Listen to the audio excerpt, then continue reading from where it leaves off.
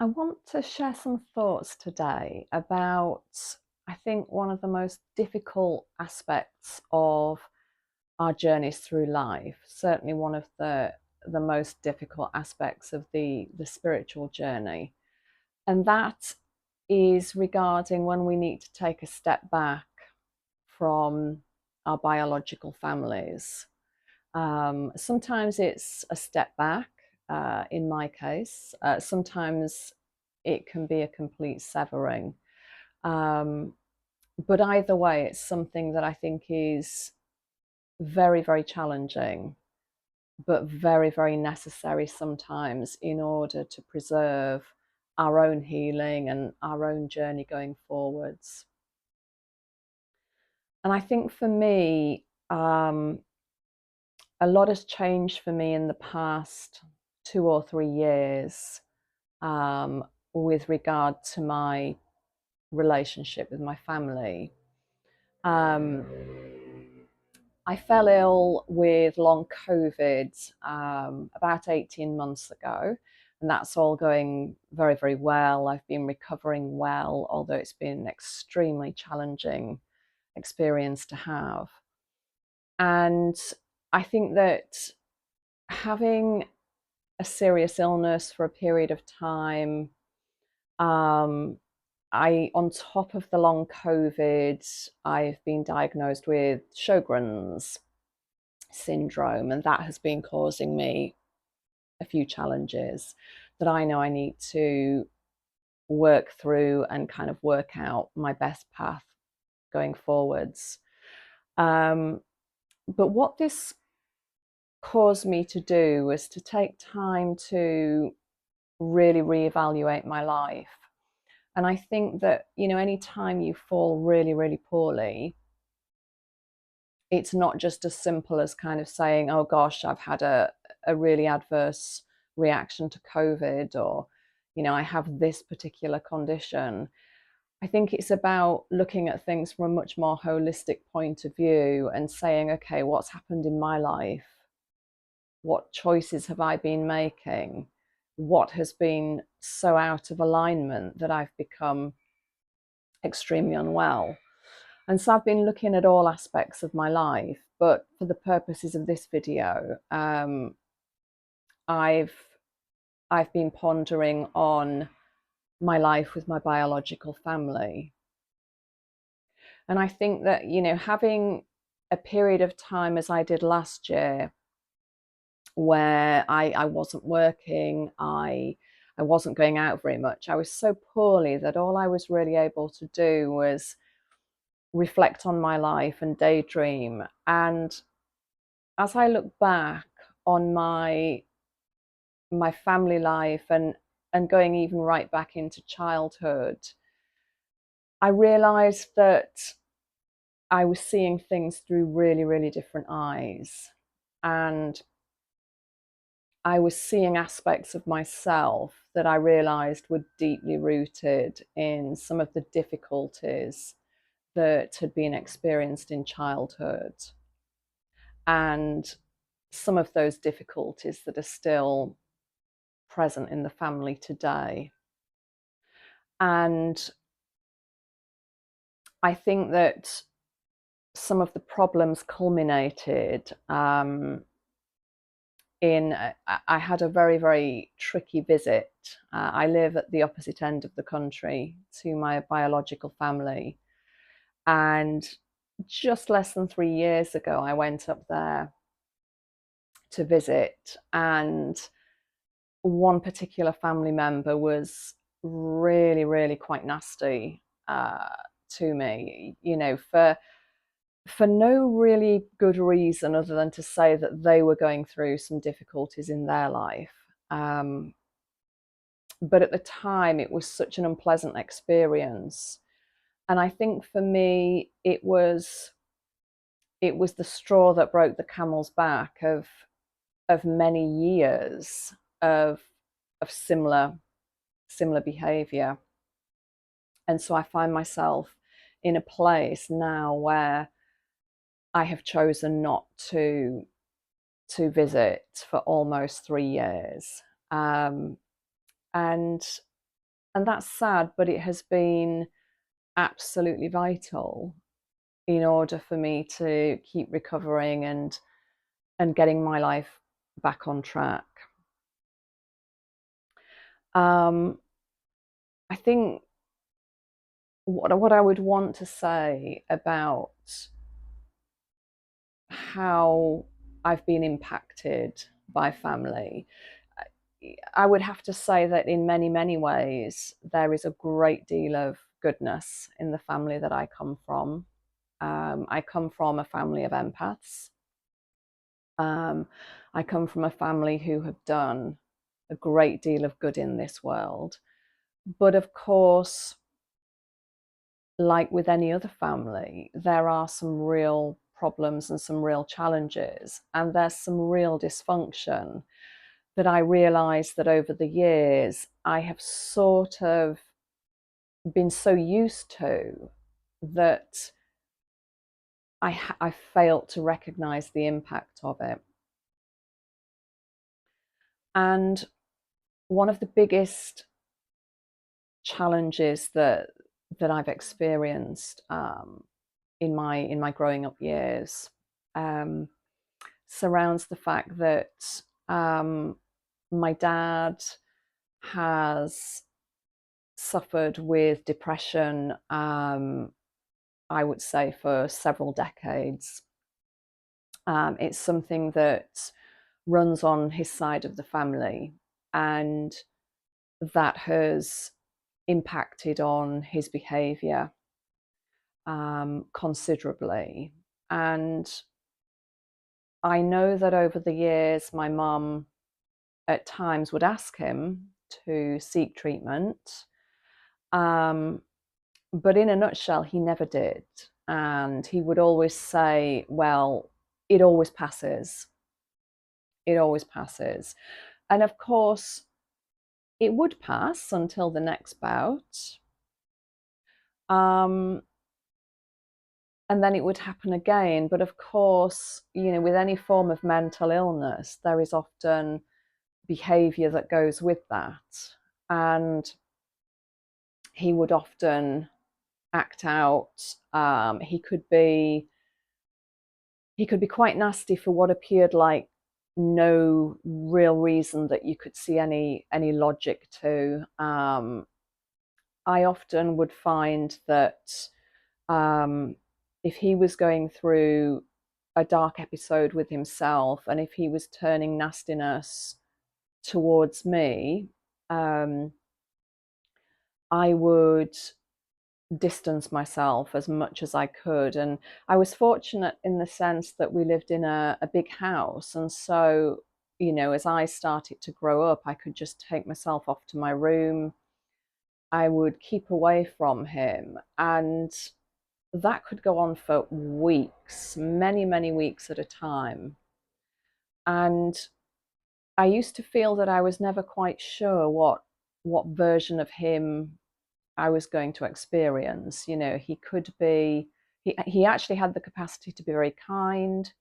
He had the capacity to be very caring, but it could turn so quickly, and often for what appeared to be really, really trivial reasons. And one of the things I really struggled with in the management of this situation was that my mum had always been very much the sort of the more dominant parent. She had always been the parent that sort of gave the advice, made the decisions, etc. in the household. And when I was growing up as a young female, she would talk to me a lot about the importance of making sure that as I went through life, you know, if I found a partner, how important it would be that they never mistreated me, that they weren't nasty to me, they weren't toxic, and that I must never ever stand for that kind of behavior. And I used to be sitting there absolutely agreeing with what she was saying, and thinking to myself, well, actually the the person in my life who has been the absolute nastiest to me over all of these years has been my dad. And I never said that to her. I never vocalized it. Um, and I think that was out of a misguided sense, maybe, of empathy for her. Um, I recognized that she was engaging in this huge double standard of describing what she said constituted acceptable or unacceptable behavior. But we were living with that. We were living with that in our own home on a daily basis. I always vowed to myself, I will never live like this. When I have my own home, it will be a place of peace. It will be a place of decency. It will be a place where people feel safe, where they feel comfortable. And I will never bring anybody into my life who treats me with disrespect. And actually, I never did. I never, ever did. But I think, I found that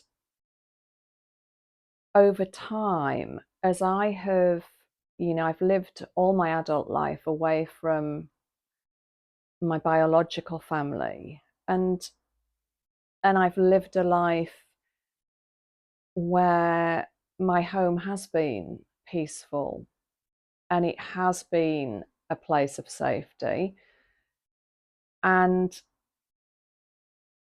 I haven't been treated nastily ever again. Ever again. Ever since I left, I've never been treated in the ways that I was sometimes in my family home. And of course what that means is that over the years, as I've evolved and I've reflected back on the past, um, I found it harder and harder to then walk back into that atmosphere, to walk back into not quite knowing when something's going to kick off, when there's going to be unpleasantness. And I'd have to admit that because I'm a highly sensitive person, and I find it difficult to be around any form of aggression or toxicity, and that's always been the case. But I think that that's entirely reasonable. There are people out there. We're all different.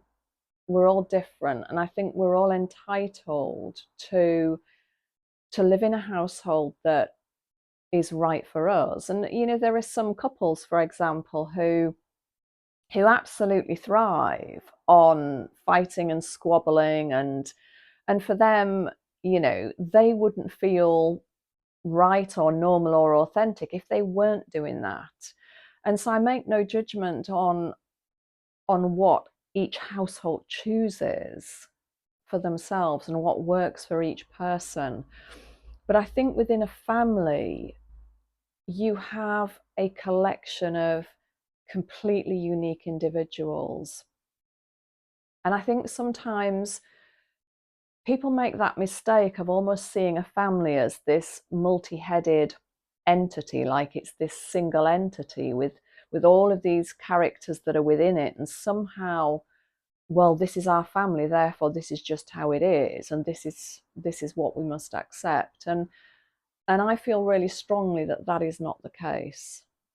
That I think back to myself as a child and the amount of times that I felt really, really uncomfortable in the family home. And there was very much a feeling with one of my parents of a high level of judgment almost if you did something or if you made a decision that didn't sit right with that parent, that could have consequences for weeks or months in terms of how you would then be treated.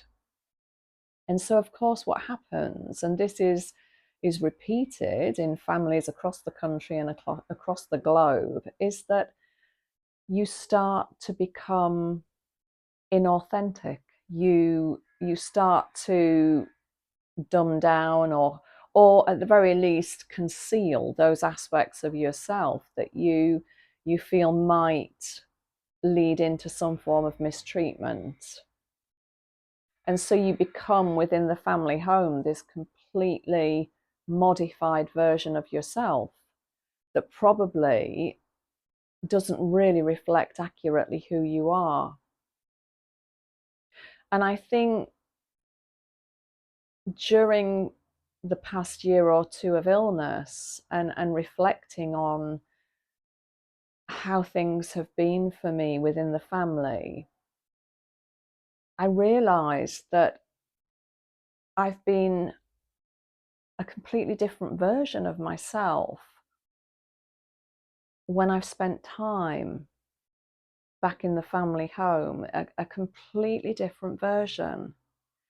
And it's been such a habit over the years that I almost don't know at what point, I get on the train at one end of the country and I travel to the other end of the country. And at what point do I step into this other persona? And it's almost been so automatic that I haven't noticed it happening. It's just been that I am a different person. And I realized that my family don't actually really know me. They will know some aspects of me, but they don't really know me in my authentic essence. And I guess that's something that's really, really common. Really, really common. And for me, that feeling of, I suppose it's like energetic dissonance. It has started to feel absolutely impossible to be that alternate self, to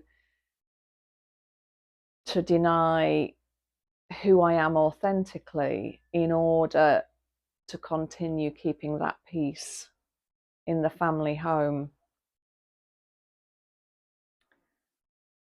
And so when I visited about 3 years ago and experienced what was a really unpleasant visit, particularly because my dad was not in a good place. He had stress in his life. He had things to be worried about. The whole family did at that time. Without going into detail, there were some difficulties within the family with regard to health, etc. We all were experiencing stress.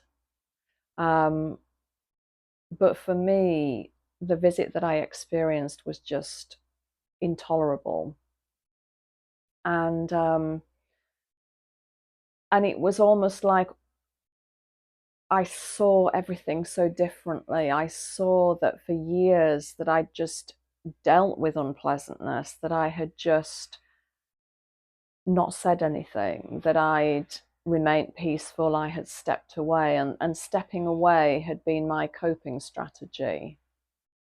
And I realized, taking responsibility for my role within that by not speaking up, by not saying, I find this behavior unacceptable, I find this nastiness unacceptable, I cannot deal with it, by not speaking up, the pattern was just always repeated. But I suppose that goes right back into childhood, that when we are children, we don't necessarily feel that we have the capacity to speak up. And if you're in a situation where you have a parent that you know has the capacity to treat you really nastily without warning, without logical cause, then it doesn't occur to you that it's going to be made any better if you actually confront them in some way. And that was always my fear. I thought, if I confront, maybe it will be worse. So maybe the best thing is to just quietly step away until things improve. And so I guess I realized during the course of the past year or two, trying to deal with health problems, trying to recover, that I just didn't want to expose myself anymore to that toxicity. That I thought to myself, I turned 50 this year, and I've had half a century on this earth. And within that half a century, there's been a lot of that unpleasantness, a lot of that difficulty, a lot of that not knowing how to tread within the family home to know, is this going to make things more difficult? Is this going to make things less difficult? And I realized too, and I say this without judgment, that when parents choose to have a dynamic in a family home, if one parent, we were dealing with mental health issues, we still do, I think, to this day, but that can be an addiction, it can be any number of other destructive issues within a family, that if it's not addressed, if it is not, if there is absolutely no consequence for that person, that there is no sense that it's ever going to be any different, then you have to make a decision that says, okay, this is not acceptable for me. This is not acceptable. I'm not willing anymore to expose myself to the toxicity. I'm not willing to spend another day being mistreated, because I don't allow anybody else to mistreat me. So why do we give permission to somebody because they are a biological relative? Surely, if anything, we would expect something higher. We would expect that out of all the people on this earth, surely they would treat us better than anybody else. And of course, we find that, history shows that that just isn't the case. And so, in order to continue healing and in order to continue with that peace of mind, I've stepped back and I've massively reduced contact. And at this point in time, I'm not sure what the future looks like going forward. It's, I don't make any concrete decision. I don't kind of say, that's it, I'm never going back there. I don't necessarily say that, but I certainly say to myself, I will protect myself in whatever ways that I need to. And maybe when I'm feeling a bit more physically strong, I'll be able to, on some levels, express how I feel, and if necessary, lay some boundaries for the future, to say, I would quite like to have a relationship with family, but it will only take place from a framework of human decency and decent behavior. And if somebody feels that they cannot behave respectfully or decently, then of course that would make that decision ultimately for me. But it is hard, and I think there's a grieving that runs alongside this process, and I think it's twofold. It's I think that when you evolve along your own journey and you start to see the family very, very differently, you start to see that things that you had dismissed as a child, or times when you just kind of pretended that everything was okay, but in reality it absolutely wasn't. You look back on that with very, very different eyes, and you see the dysfunction, you see the instability of the unit in which you have grown up, and you see the damage, you see the impact that that has had on your life, the trauma that it has put in place. And so there is a grief that you're grieving those aspects of childhood that were not as you would have hoped for, and the needs that you had during that time that weren't met, and that feeling of unsafety, of never quite knowing what to expect in that household. There is a grief of all of the difficulty that comes with realizing that family wasn't quite what you thought that it was. But also there's a grief in the fact of having to pull back, of having to put boundaries around yourself, that you still have attachments. There are attachments to family members that, regardless of whether they have been healthy or unhealthy, there are still attachments there. And so you're grieving the loss of that attachment, the absence of those people in your life who, regardless of what has happened over the years, they have been a very, very big part of your life. And so I'm navigating that right now, but at the same time, reminding myself every day, because there is guilt as well. There is a guilt in stepping back. There is a guilt that I am stepping back at a time when my parents are becoming more elderly. They are more vulnerable. But I recognize that they have chosen the dynamics that they live within, and they have continued to choose those dynamics throughout the years. And I have to respect that. But I also have to respect myself enough to say that it is totally, totally acceptable to take that step back. It is totally acceptable to focus on my own path at this point and my own healing at this point, because that's what I'm responsible for. And they are responsible for their own journeys. They have always been responsible for their own journeys, but they cannot ask me to continue dealing with toxicity. And one of the things that really helps me at this time is that I genuinely don't have any sense of ill will over anything that's happened. I don't have bitterness. I feel philosophical about the fact that within a family, everybody's on a journey.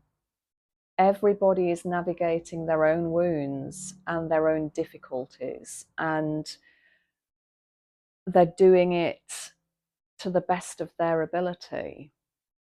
But what can happen is that we're all journeying in different ways, and we're all journeying at different paces. And the needs that I have for my life are actually very, very different to the needs and the expectations that they have for their lives. And that's okay, because, I don't judge them in that regard.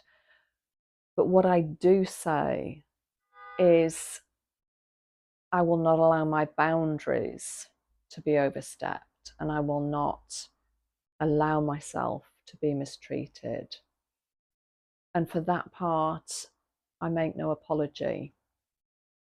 But I pray for them every day, and I wish for them nothing but goodness for their futures and nothing but healing and well-being.